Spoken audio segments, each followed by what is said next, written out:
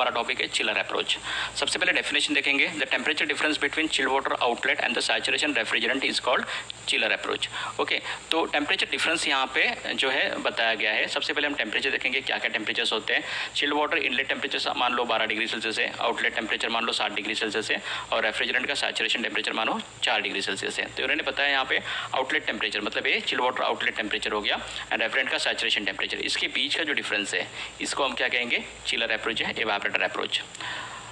यहाँ पे मैंने फॉर्मूला दिया है, chiller approach is equal to chilled water outlet temperature minus saturation refrigerant temperature. Okay, chilled water outlet temperature क्या है 7 डिग्री सेल्सियस, सैचुरेशन टेम्परेचर क्या है 4 डिग्री सेल्सियस। तो चिलर अप्रोच कितना आता है 3 डिग्री सेल्सियस। अभी जो 3 डिग्री सेल्सियस है पर्टिकुलर इस केस में 3 डिग्री सेल्सियस चिलर अप्रोच है। अगर हाईली इफिशिएंट चिलर है, ज़्यादा बेटर तरीके से हीट एक्सचेंज करता है, तो उस केस में ये अप्रोच जो है कम भी हो सकता है, या फिर चिलर की इफिशिएंसी डाउन हो गई तो चिलर अप्रोच इससे बढ़ भी सकता है।